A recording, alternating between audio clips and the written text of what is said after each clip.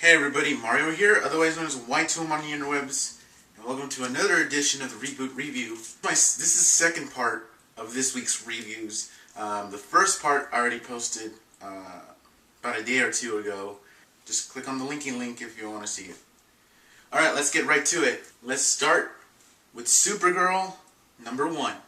I really was only interested in Action Comics and Superman, but after seeing some of the previews of the other Super books, I was like, you know what, I ought to check out the others, and that includes Supergirl. You know what, it's pretty good.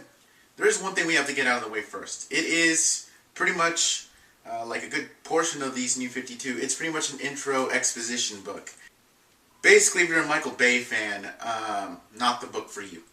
So, we get to see Kara Zor-El crash land on the planet, minor spoilers, having no idea what the hell she's doing there, or how the hell she even got there in the first place. And she's already in the familiar duds that you see on the cover, and next thing you know, her presence is already noticed by some officials. And the thing is, this is an interesting new approach. I mean, I've heard different, I guess, beginnings for Supergirl. This is one that I think has already been sort of touched upon before the relaunch. I liked it, actually. It's pretty accurate. I mean, right down to the fact that she's not speaking English right off the bat. So I rather liked it.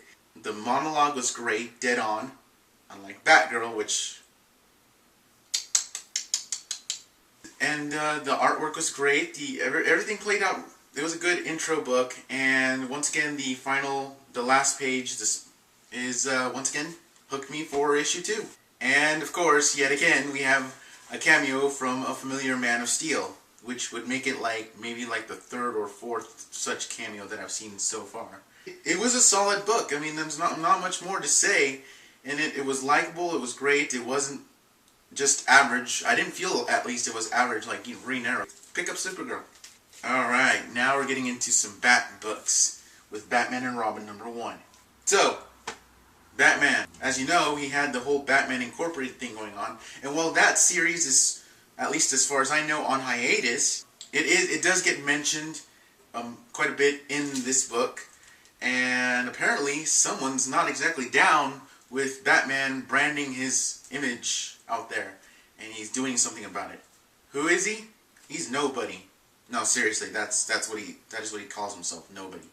So we're having Batman deal with this growing mystery. He's also having to deal with the shenanigans of his son Damian, who is as nice and lovable as ever. I love that dynamic. I love the fact about Batman's character, just to show that he is, while he is at his core the same Dark Knight that you remember, there are some differences about him, and I think good and welcome differences. Like, for example, not having to brood about his parents' death for so many years. I like this Batman. I was a fan before, now I'm even more of a fan now. I didn't think that was possible. So, despite Damian's little snappy, snarky attitude, I like him too, actually. I hope that he doesn't stay that way forever, but, you know, considering that this is #1, this is actually a pretty good book, a great read, and can't wait for #2. So, another buy. Next up is a book that I have been waiting forever and a day to get a hold of, because I've heard so many good things about it. Batwoman #1. Well, the rumors are true. This is a beautiful book. Wow, I love the artwork. I mean, this is, quite honestly, the best piece of art that DC has. It's gorgeous. It is gorgeous. It captivates the mood, and it sums up the plot, and it makes you feel how the writer wants you to feel.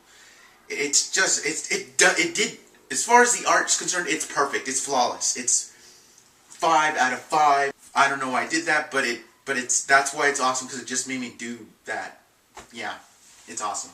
Storyline wise, it's actually solid. It's quite solid, actually. It's a little creepy, a little freaky for my taste. For a Bat book, it's different, but without spoiling much, if you're, Hispanic or have Hispanic roots like I do, you're gonna pretty much know right off the bat what's going down.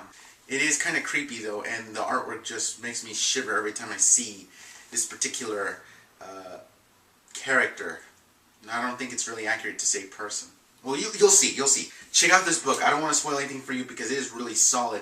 Writing, artwork, the best artwork. It is actually like up there with Action Comics and with the next comic as being my perfect score favorites of the New 52. And that brings me to the other perfect score favorite of the New 52, Batman #1. I didn't have any doubts that Batman was going to be good. I had, well, no doubts. I heard a lot of good things about the writer Scott Snyder, so I was like, okay, fine. Now the thing is, I hyped myself. I had set the bar high, so I kind of was worried that I was going to get disappointed because I set the bar too high. But after reading this book, turns out I don't think I set the bar high enough. It is really great. So Greg Capullo's artwork is fantastic. Now, I didn't know this until later, but he did some work for Image and some work for did some Spawn comic artwork. Which now, after looking at this and looking at one of my buddy's Spawn comics, old Spawn comics, yeah, I see it, and it totally fits in to the Batman mythos. It doesn't feel out of place at all.